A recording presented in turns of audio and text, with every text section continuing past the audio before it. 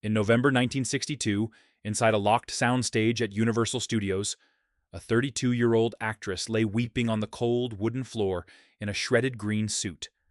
Her face was clawed and bleeding from a relentless physical assault by dozens of frantic live ravens. The director simply puffed his cigar, looked down at her broken body, called cut, and ordered the crew to throw more birds. She was trapped inside the invisible birdcage. An emergency medical report was filed by a terrified doctor that exact same afternoon. That classified document detailed a state of physical and mental devastation so severe it forced the executives to freeze their massive multi-million-dollar production for an entire week. Universal immediately buried that file deep in their secret corporate vaults to protect their most profitable asset. I will tell you exactly what was written on those hidden pages and the dark truth of that final diagnosis before this story ends. You have seen the famous promotional photographs and the dazzling magazine covers from that year. The press machinery worked around the clock to crown her as the perfect cinematic successor to Grace Kelly. The American public saw a beautiful new blonde muse living a life of total luxury under the careful guidance of a legendary artist. The media painted a picture of glamorous success and endless wealth. They did not see the terrifying reality of absolute physical and psychological possession. Before the cameras and the flashing lights of the premiere nights blinded the public, she was just a struggling single mother working in cheap diet drink commercials to put food on the table for her young daughter. She walked into audition rooms knowing she was getting older in an industry that throws away aging women.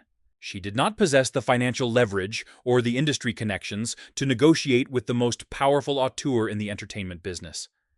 He saw her face on a television screen during a commercial break and decided he wanted to own her completely.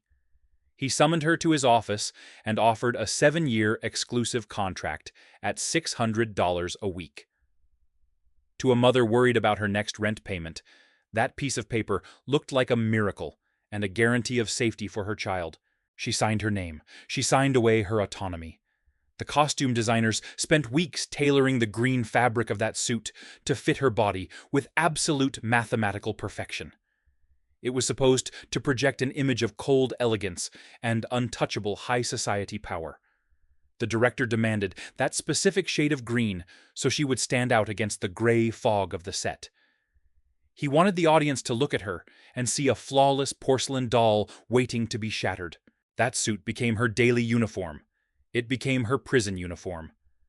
When she lay on the floor on that November afternoon, the elegant green wool was torn open and soaked in her own warm blood. The symbol of ultimate cinematic success was physically transformed into the evidence of a brutal assault. The Hollywood studio system during this era operated exactly like a well-funded criminal enterprise. The executives held absolute legal power over the bodies and the minds of their contracted performers. A contract was not an agreement between two professionals. It was a binding declaration of ownership. When the director offered her $600 a week, he was not paying for her acting talent. He was purchasing the right to dictate every single aspect of her waking life. She had no agents fighting for her safety. She had no union representatives checking the working conditions of the sound stages. She was completely alone in a city built on beautiful illusions and hidden exploitation. Her daughter waited for her at home while she stood under the hot studio lights and endured the escalating cruelty of a man obsessed with breaking her spirit. The public narrative was meticulously constructed to hide this dark reality.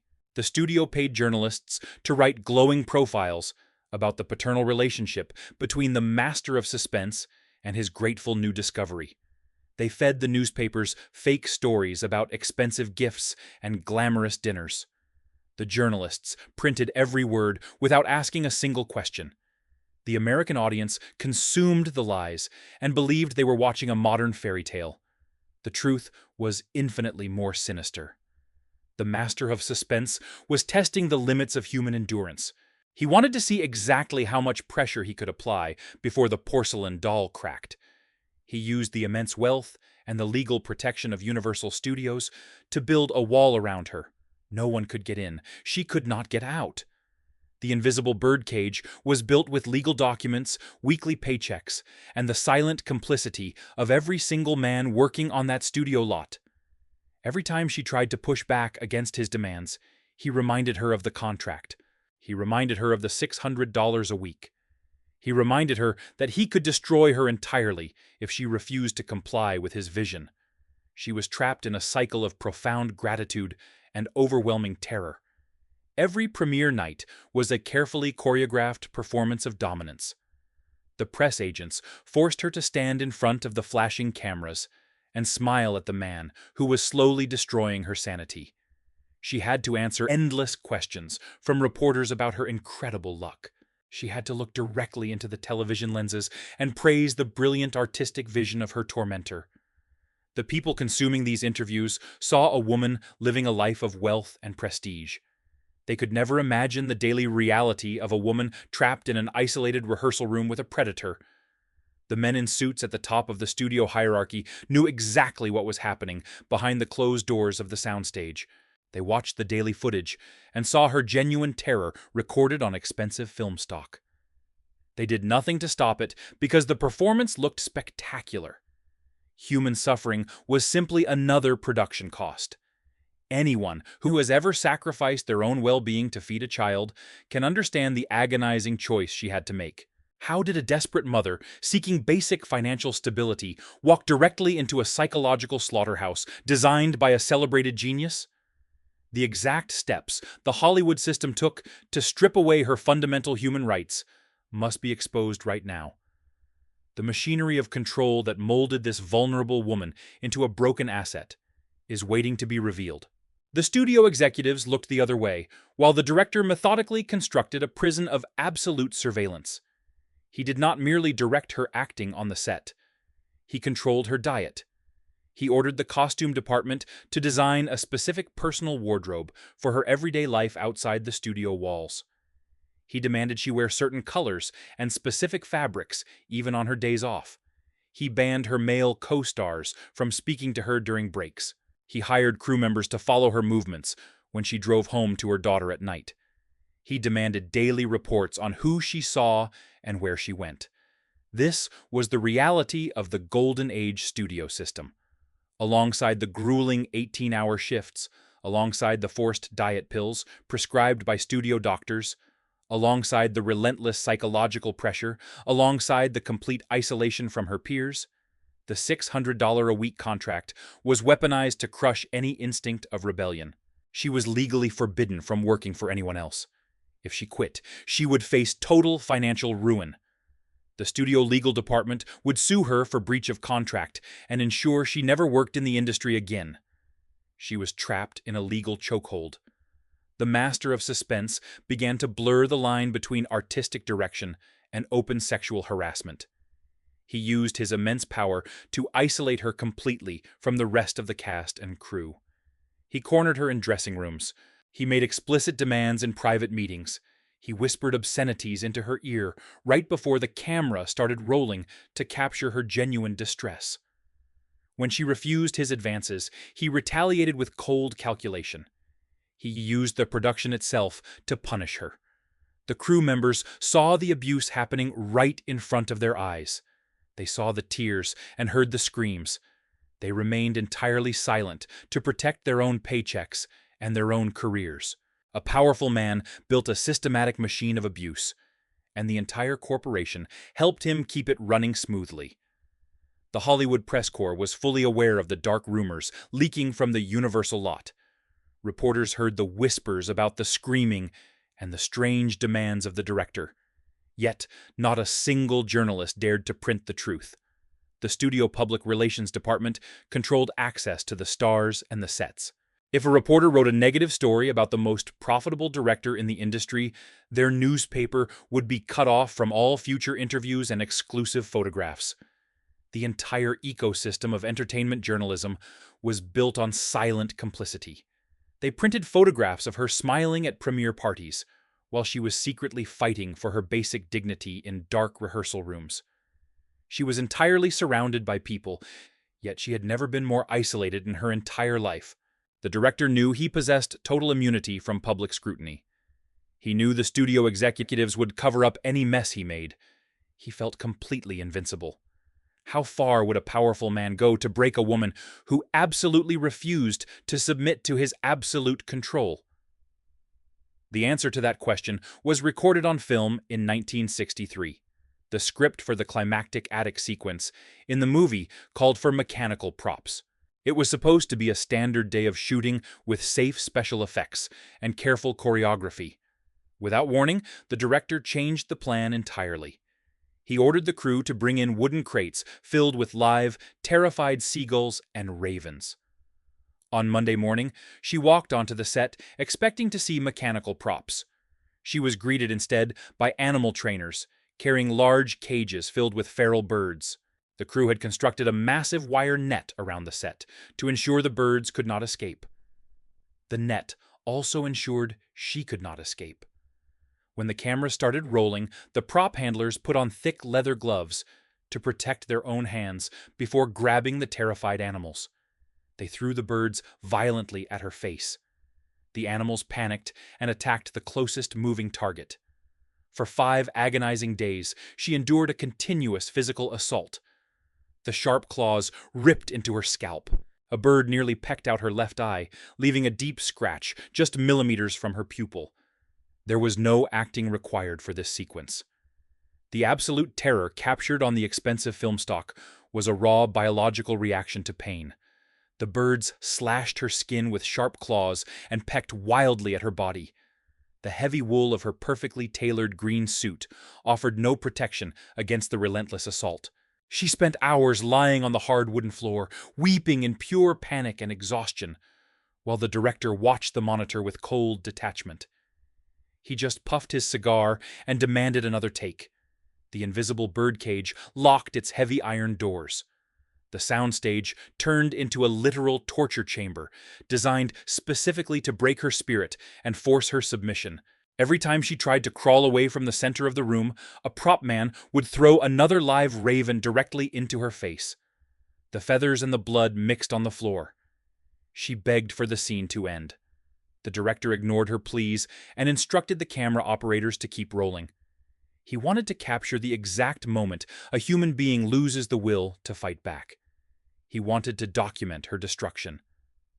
By the late afternoon of the 5th day, her physical body simply gave out. The limits of human endurance were violently breached. She collapsed on the blood-stained floor of the set in complete biological and emotional shock. She could not speak. She could not stand up. The breaking point had arrived. The facade of the glamorous Hollywood muse was shattered completely by raw physical trauma and systemic cruelty. She was carried off the set by an assistant, leaving the torn green suit soaked in her own blood behind.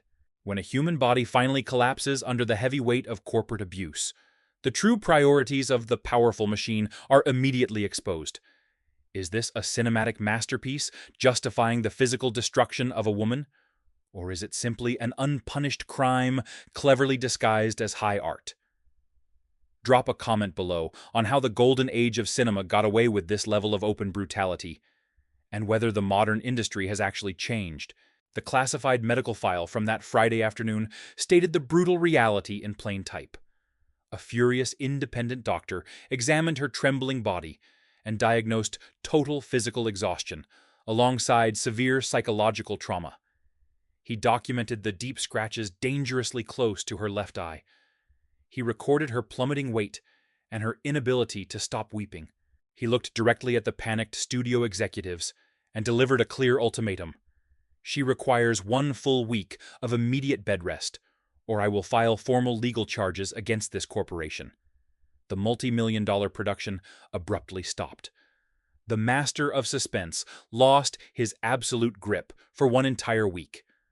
The studio public relations department scrambled to hide the truth from the press. They issued brief statements about a minor exhaustion issue and kept reporters far away from her home. While the newspapers printed lies about her resting comfortably, she was fighting to regain her basic grip on reality. The trauma of those 5 days altered her brain chemistry. She could not sleep without waking up in a blind panic. Yet she knew she had to return to the universal lot.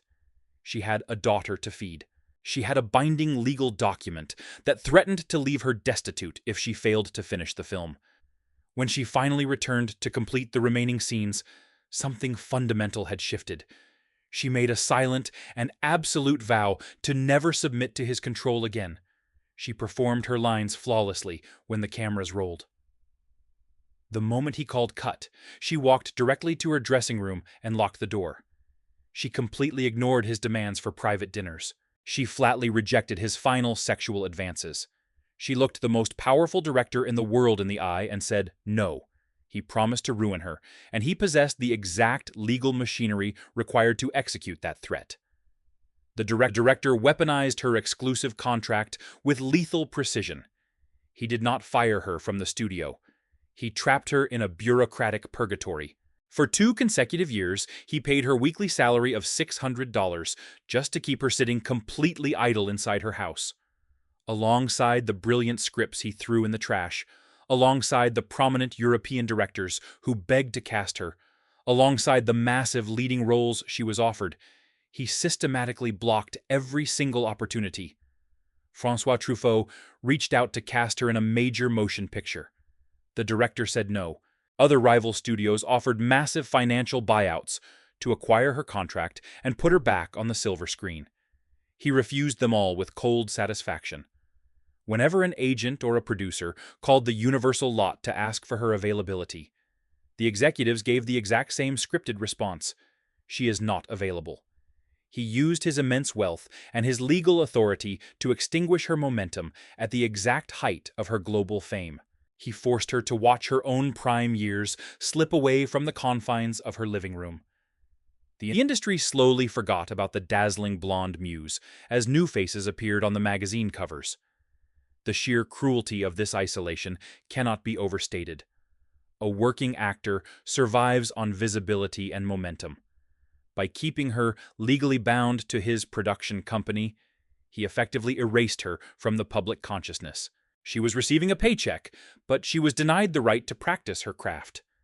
The American public assumed she had simply chosen to retire early or focus on motherhood. They had no idea she was legally prohibited from walking onto a movie set. The silence of the industry was deafening. Her former co-stars looked away. The journalists who once praised her beauty suddenly forgot her name. The Hollywood machine closed ranks to protect its most valuable director, leaving a traumatized woman to pay the price for his bruised ego. The punishment was designed to inflict maximum psychological agony. He destroyed her career. He did not destroy her. Today, that tailored green suit is no longer remembered as a flawless symbol of mid-century Hollywood glamour. It survives as a physical, undeniable record of human endurance. The shredded wool and the faded bloodstains represent the heavy toll extracted from a woman who dared to reject the absolute power of a celebrated tyrant. The costume is now preserved as a grim artifact of survival. It proves that the most terrifying monsters in cinema were never the birds on the screen. The true monsters were the men sitting behind the cameras. The golden age of cinema was a spectacular lie built on the broken backs and the silenced voices of vulnerable artists. These actors and actresses were treated as disposable corporate property by a machine that valued profit over human life. The executives demanded physical perfection and absolute obedience. When they encountered resistance, they deployed their legal teams and their captive doctors to crush the defiance. The cameras captured the beautiful illusions, but the secret corporate vaults hid the ruined lives. Her story is a rare instance where the victim survived long enough to expose the architecture of the cage.